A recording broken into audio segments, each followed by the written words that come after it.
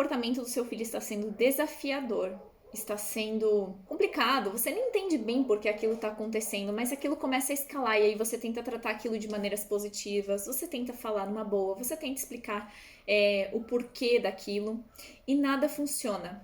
Eu já passei por isso e eu quero trocar uma ideia aqui com você sobre esse assunto. Fica até o final desse vídeo porque talvez isso te ajude muito com conversas difíceis que a gente tem que ter com as crianças. Oi, meu nome é Zu Barbosa, eu sou educadora parental e hoje a gente está aqui para falar um pouquinho sobre comportamentos indesejados, sobre aqueles comportamentos que realmente você já não sabe mais o que fazer sobre aquilo, você não tá entendendo por que aquilo tá acontecendo.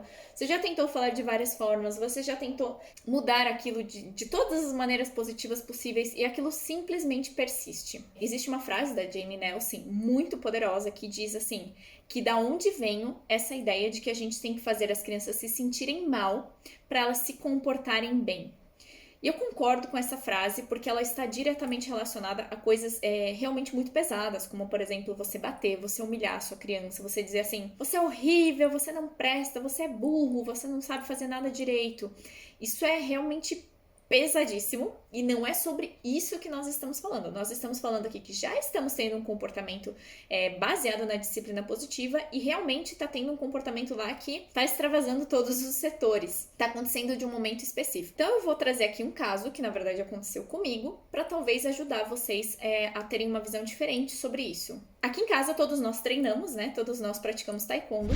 E estava acontecendo que a Bia, nas aulas de taekwondo, ela tinha certos conflitos com alguns colegas e por causa desses conflitos, acabava que tudo virava em choro. Então, qualquer coisa que acontecia, ela caía no chão, ela se jogava. E ela já é meio atriz, né?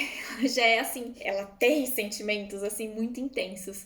Então, tudo era muito grande para ela, tudo era muito intenso, assim, muito demais, assim, vamos dizer, né? E acabou que, na situação, a professora foi dando certos espaços, ao invés de ir manejando aquilo, de dizer, não, Bia, você consegue, vamos continuar e tal. Isso foi crescendo ao longo das aulas, então eu conversava com ela, mas ela percebia que dentro daquele ambiente ela acabava recebendo mais uma atenção, e uma atenção indevida, com aqueles comportamentos. Então aquilo começou a reforçar o comportamento, né? Reforçar aquela atitude meio dramática demais. Então ela começou a fazer as coisas meio na moleza, meio de qualquer jeito, sem muita vontade de fazer aquilo direito, porque ela percebia que a aula de certa forma parava para aquele momento dela, né? E aí a gente pensa assim, Zu, mas se ela tava querendo chamar atenção, então porque alguma necessidade e tal. Gente, todo mundo tem necessidade de atenção. Todo mundo. Mas existe uma coisa chamada atenção indevida, que são aquelas crianças que elas percebem que elas têm mais atenção quando tem um comportamento indevido do que quando tem aquele comportamento que a gente gostaria que eles tivessem. Tá certo, então, a gente permitir essa atenção indevida? Não tá. Agora, em ambientes controlados, como dentro da minha casa e tudo, eu foco essa atenção nas coisas certas. É a gente colocar um olhar sobre a criança naquilo que ela tá fazendo correto. Então, no dia que ela se comportou melhor, e esse comportou é bem entre aspas, porque não é bem isso, não é sobre bem isso que nós estamos falando, né? Eu tiro um tempo especial para falar sobre isso. Sobre Bia, eu vi que você conseguiu fazer isso, eu vi que você conseguiu superar, que você caiu e conseguiu se levantar e você continua a aula, eu vi que você foi forte, que você conseguiu fazer tudo direitinho. A gente começa a botar a atenção nos lugares devidos, naquelas coisas que estão demonstrando superação, que está demonstrando força, que está demonstrando empatia, naquelas características que a gente realmente quer reforçar na criança. E isso pode acontecer em qualquer ambiente, pode acontecer inclusive com nós mesmos sem nós percebermos, de repente começar a dar uma atenção indevida para determinado comportamento. E isso reforça aquele comportamento. E aí eu já tinha tentado todas as estratégias de disciplina positiva possíveis, já tinha conversado com ela, já tinha, enfim, tentado de tudo. E aí chegou o momento da conversa difícil. Nem sempre, quando a gente fala assim, a criança não pode se sentir mal, eu tenho as minhas ressalvas e eu acredito que qualquer pessoa que estude determinado ramo da psicologia, a pessoa tem que sim questionar certos detalhes ou então ver como aquilo se adequa à sua vida. E é por isso que eu estou trazendo esse vídeo. É para mostrar que mesmo sabendo que assim, Jane Nelson diz, não precisa fazer uma criança se sentir mal para ter um bom comportamento dela. Eu acredito que sim, isso é muito adequado, porém, eu também acredito que a vida não é sobre se sentir bem 100% do tempo. que a gente tem que sim ter consciência de que nem tudo que nós fazemos está certo e que isso às vezes tem que sim gerar alguma dor, algum desconforto pra gente entender que aquilo precisa sim ser mudado. E essa é a grande conversa difícil. É você fazer isso sem você rotular a sua criança. É você fazer isso sem você dizer assim, você é isso. Você é ruim, você é dramática, você não está fazendo nenhuma aula certa, você não está fazendo nada direito. Isso é a rotulação. A partir do momento que você está falando que a criança é determinada coisa. Muito diferente é quando a gente fala de você está, porque estar é um tempo verbal que a gente consegue modificar. Se você está se comportando mal, significa que você consegue se comportar bem. Se você está fazendo corpo mole, significa que você tem a capacidade de mudar isso. E essa é a grande diferença das conversas difíceis.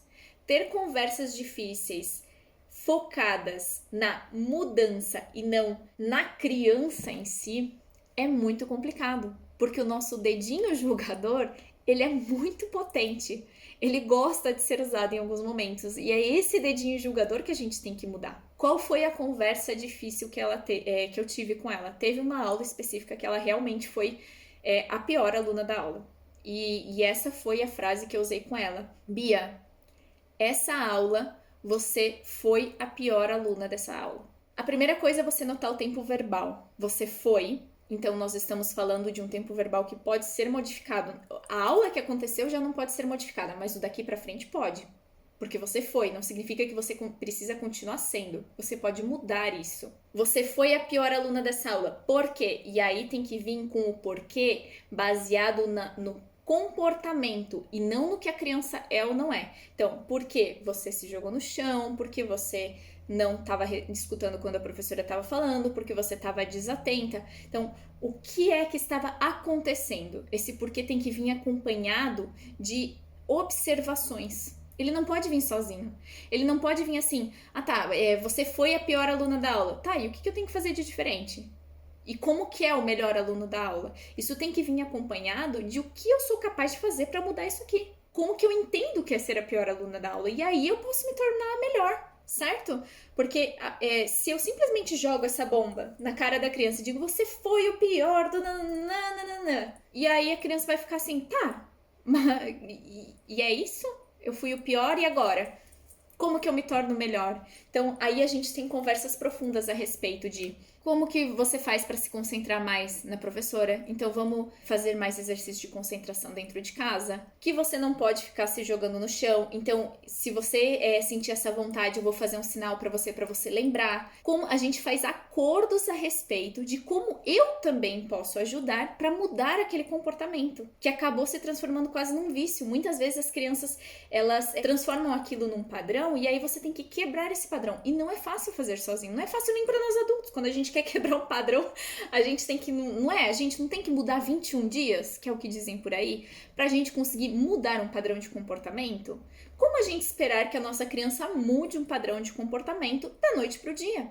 A gente tem que colaborar com eles, a gente tem que se dispor a ajudar naquele momento. É horrível, é difícil, causador você escutar assim, você foi a pior aluna daquela turma? Com certeza, porque você não consegue mudar o que você já fez. E aquele sentimento de vergonha, de mal-estar, fica ali dentro de você. Só que às vezes também esse mesmo sentimento de vergonha e de mal-estar, bem acompanhado, bem direcionado, com apoio, ele pode te levar a ser a melhor aluna. Tanto é que no primeiro torneio que a Bia participou, ela não ganhou nenhuma medalha, ela não conseguia nem terminar as coisas e apresentar direito na frente dos juízes, e no segundo torneio que ela participou, ela saiu em primeiro lugar em 2 categorias. Ela foi uma das melhores crianças lá. Tinham 13 crianças, todas treinando, todas da mesma faixa etária que ela, e ela foi a melhor de 2 categorias de 3. Então, assim, como a gente trabalhou isso? Focando naquelas coisas, no que eu sempre falo aqui, os erros são oportunidades de aprendizado. Às vezes você não consegue mover a sua criança apenas falando do jeito amável, querido, sem colocar nenhum desagrado. O problema é que às vezes a gente esquece que sentir certos desagrados também faz a gente tirar a nossa bunda daquele lugar que não está nos fazendo bem e ir para um lugar melhor e fazer algo diferente e ser uma pessoa melhor. É aquele famoso chute que te empurra para frente. Isso é para ser usado com frequência? Não é. Tanto que eu estou contando aqui uma situação onde isso foi usado durante 7 anos da vida da Bia. Então não é pra gente estar aí jogando na cara da criança, falando as coisas assim, sem pensar a respeito disso. Isso é muito sério, gente. Quando a gente leva uma coisa assim tão pesada para uma criança, como por exemplo, não sei, você está sendo o pior aluno da sua escola, você está sendo o pior aluno da sua turma, você não pode fazer isso sem vir com a estratégia toda organizada de como você ajuda a sua criança a resolver isso. Está bem ela se sentir mal e se sentir envergonhada por aquilo que aconteceu, mas ela precisa receber colo, ela precisa receber carinho, ela precisa ser respeitada durante o processo e ela precisa receber apoio para ela entender como que ela faz para ela sair daquele lugar e chegar em outro. E antes disso, existem várias outras estratégias que podem ser utilizadas. Mas se aquilo está acontecendo e realmente você já tentou de tudo e não funcionou, então às vezes chegou a hora de você dar aquele empurrãozinho para frente. Mas não esqueça, a primeira mensagem antes de qualquer problema, antes de qualquer situação, tem que ser a mensagem do amor. Se você está indo falar isso para sua criança com raiva no coração, você está errado. A primeira mensagem tem que ser: Bia, eu te amo, eu te admiro, eu sei o quanto você é incrível, eu vejo o quanto você é capaz. E você foi a pior aluna da classe. O que está acontecendo? Como a gente pode mudar isso? Como eu vou te ajudar? Vamos pensar aqui nos pontos que podem ser modificados. Isso é transformador e isso ensina a sua criança, inclusive quando ela escutar um não lá na frente, no trabalho, na faculdade, em qualquer situação difícil, como ela leva isso como uma crítica construtiva e realmente constrói em cima dessa crítica. Mas lembre-se, você tem que estar de braços abertos para apoiar durante toda essa jornada, que não é uma jornada fácil. A jornada da transformação é uma longa e complicada jornada. E eu queria pedir para você não esquecer de se inscrever no canal, de deixar o seu joinha aqui embaixo. Compartilhe esse vídeo com alguém que precisa ou que está passando por alguma situação assim desafiadora com a sua criança.